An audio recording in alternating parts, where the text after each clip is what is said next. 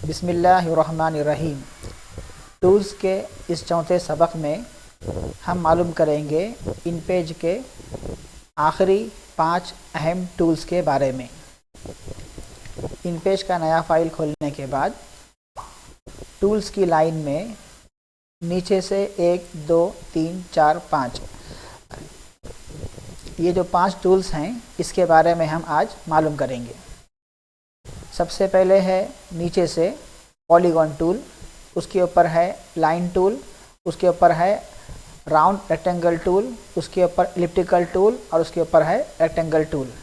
ये जो तीनों टूल हैं रेक्टेंगल, इलिप्टिकल, राउंड, रेक्टेंगल, ये तीनों टूल बुनियादी तौर पर बॉर्डर बनाने का काम करते हैं। इसमें अगर हम शिफ्ट के साथ टूल सेलेक्ट करके बॉर्डर बनाएं तो लंबाई और चौड़ाई बिल्कुल मुसावी आएगी। मैं कीबोर्ड से शिफ्ट दबा रहा हूं और मैं अभी बॉर्डर बना रहा हूं तो आप देख रहे हैं कि इसकी लंबाई और चौड़ाई बिल्कुल मुसावी है। इसी तरह इलिप्टिकल टूल को इस्तेमाल करते वक्त अगर शिफ्ट दबा कर रखा जाए तो दायरा बिल्कुल गोल बनता चला जाता है और शिफ्ट को छोड़ दिया जाए तो दायरा अंडे की शक्ल में लंबा या चौड़ा बन सकता है। जब ये टूल हम इस्तेमाल करते हैं तो जब ऑब्जेक्ट सेलेक्टेड होगा, हमारे हाथ में होगा, उस वक़्त रिबिन में हमारे को इसकी तमाम सहूलतें मिल जाएंगी। मिसाल के तौर पर इसका बॉर्डर का कलर चेंज करना है, यहाँ पर कलर्स दिए गए हैं। अंदर कुछ फिल करना है, यहाँ से हम अंदर कलर फिल कर सकते हैं। और इसकी लाइन को मोटा करना है तो यहाँ से हम इसकी लाइन को मोटा कर सकते हैं। और इसकी लाइन को अगर डिज़ाइन चेंज करना है, यहाँ से हम इसको डिज़ाइन चेंज कर सकते हैं। और इसी गोल टूल को अगर मुझे बनाना है चौकोन टूल तो मैं इसको यहाँ से क्लिक करके बना सकता हूँ। गोल कोना बनाना है तो इसके कोने गोल यहाँ से मैं कर सकता हूँ। इस कोनों की गोलाई को कुछ मज़ीद ज़्यादा कम करना है तो मैं इसी पर डबल क्लिक करूँ तो यहाँ पर मुझे मिल जाता है राउंडनेस। राउंडनेस यहाँ पर 6.35 दिया हुआ है। इसको अगर मैं बढ़ा दूँ तो उसकी गोलाई बढ़ जाएगी। मैंने इसको 10 कर दिया तो आप देखिए कि इसकी गोलाई बढ़ गई है। और अगर मैं यहाँ पर कम कर दूँ, मैंने इसको अभी 2 कर दिया तो इसकी गोलाई घट जाएगी, बिल्कुल थोड़ी सी गोलाई रह गई है। तो इस टूल को इस्तेमाल करने के मौके पर ऊपर तमाम सहूलतें दस्तयाब हो जाती हैं। इसके बाद में है लाइन टूल। लाइन टूल का फ़ायदा लाइन खींचने के लिए काम आता है।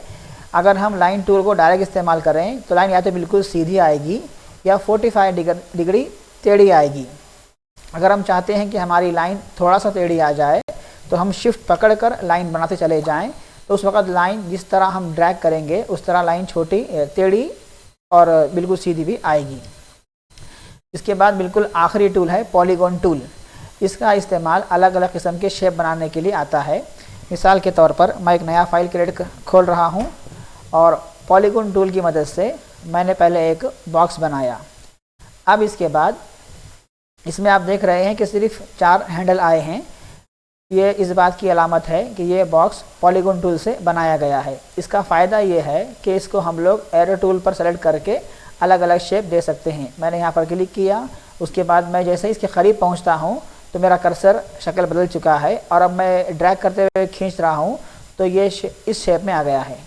जिस तरह मैं इसको खींचता चला जाऊँगा इसका शेप अलग अलग बनता चला जाएगा। तो अपने दिमाग के एतबार से, अपनी सोच के एतबार से हम कोई भी शेप में चीज़ों को ड्रॉ कर सकते हैं। फिर एक चीज़ ड्रॉ हो गई तो उसकी जैसे और एक चीज़ चाहिए तो Ctrl+C, Ctrl+V इंटर मार दो तो वही डबल हो जाता है और उसके बाद में हम उसको बाजू में रख सकते हैं। तो पॉलीगॉन टूल एक दिलचस्प टूल है। इसके ज़रिए से अपने दिमाग को काम में लाते हुए हम नए नए शेप बना सकते हैं। तो आज के इस सबक में हमने देखा रेक्टेंगल टूल, इसे कहा जाता है, इलिप्टिकल टूल इसे कहा जाता है, राउंड रेक्टेंगल टूल इसे कहा जाता है। ये तीनों ही टूल बुनियादी तौर पर पेज के बॉर्डर लगाने में काम आते हैं। इन तीनों टूल में तस्वीर नहीं आएगी, ये पिक्चर टूल नहीं है बल्कि ये सिर्फ बॉर्डर बनाने के टूल्स हैं।